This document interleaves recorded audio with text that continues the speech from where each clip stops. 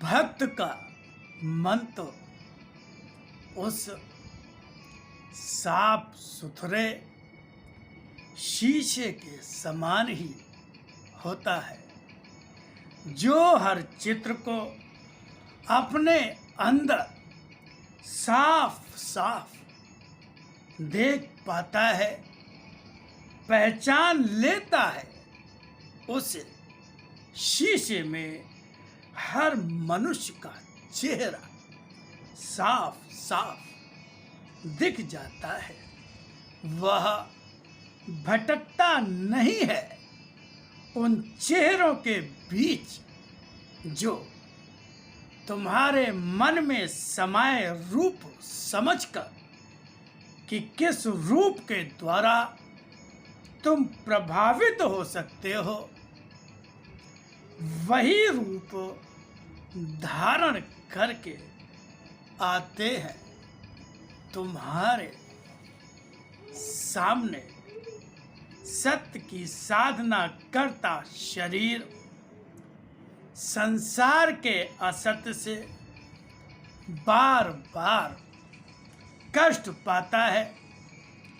उसका यह कष्ट संसार के सामने उसके वास्तविक रूप को उस समय तक स्पष्ट नहीं होने देता जब तक उसका समय नहीं आ जाता।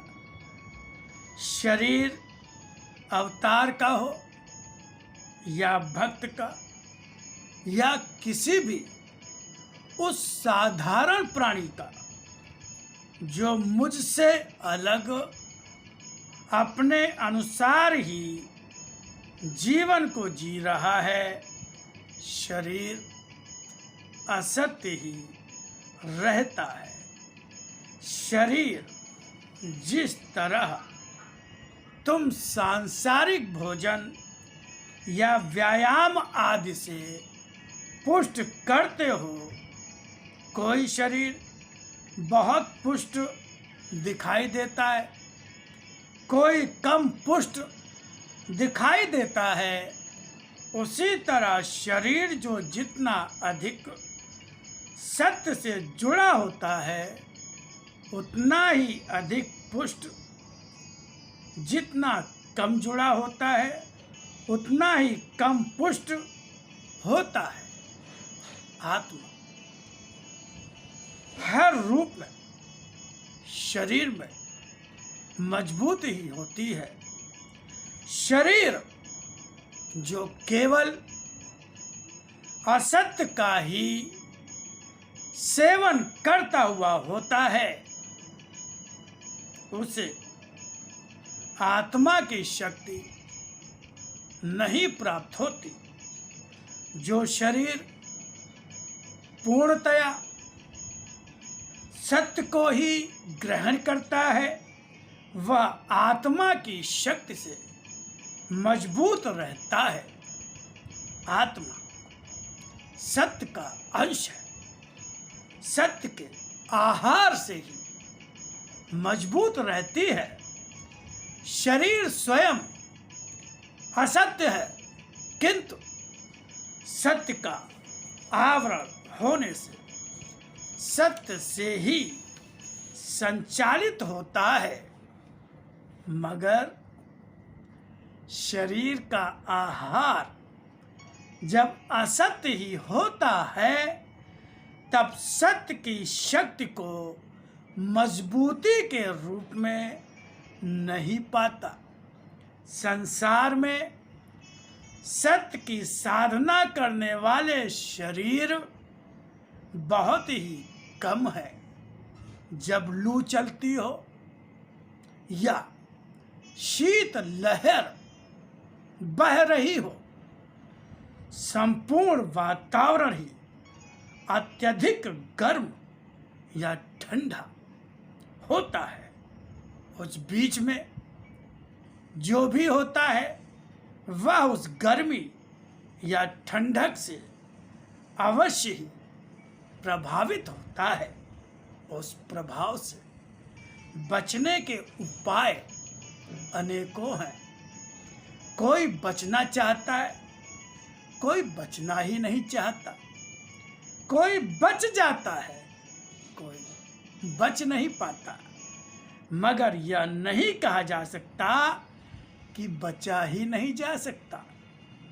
सत्य की हलचल शरीर के अंदर हर क्षण होती रहती है। उस हलचल को कोई सुनता है, कोई नहीं सुनता। मगर हलचल बंद नहीं हो जाती।